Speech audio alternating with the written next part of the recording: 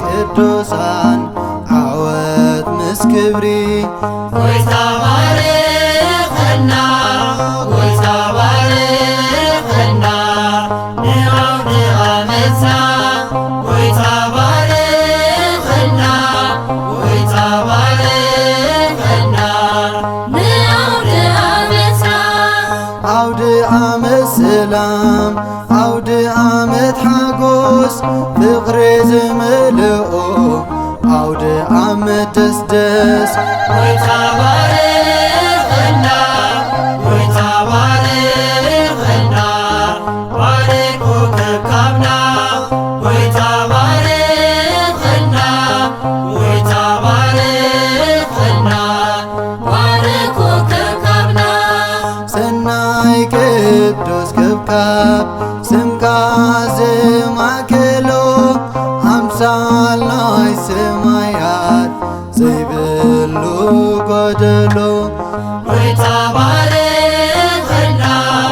ጎይታ ባርኸና መራሕቲ እምነትና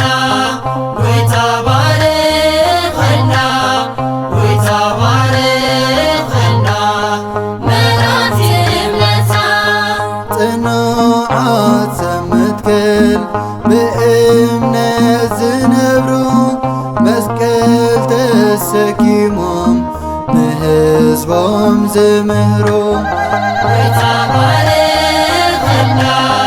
ጎይታ ባርኸና መራሕቲ ሃገርና ጎይታ ባርኸና ጎይታ ባርኸና መራሕቲ ሃገርና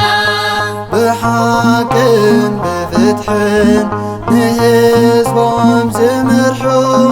ዓመት ዘይርከቦም ጽድቅኻ ዝፈትዉ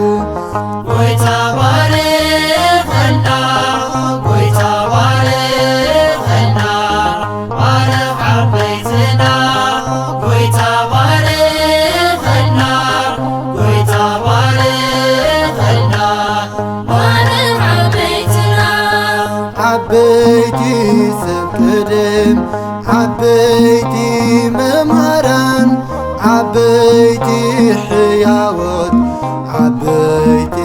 ቅዱሳን ጎይታ ባርኸና ጎይታ ባርኸና መንእሰያትና ጎይታ ባርኸና ጎይታ ባርኸና መንእሰያትና እዞዛት ልኡማት መኽበርቲ ወለዶም ንዓኻ ዝፈርሑ ፈተውቲ እምነቶም ጎይታ ባርኸና ጎይታ ባርኸና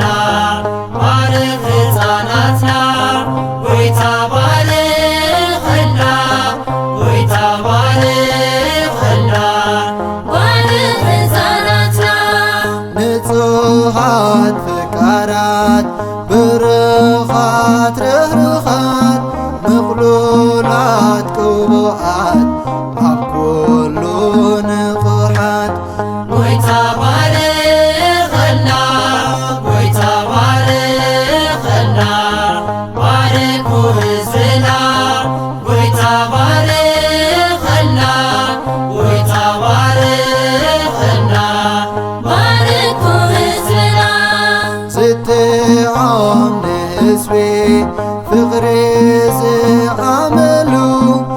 ሃባኻ ዝነብር ስምካ ተወኪሉ ጎይታ ባርኸና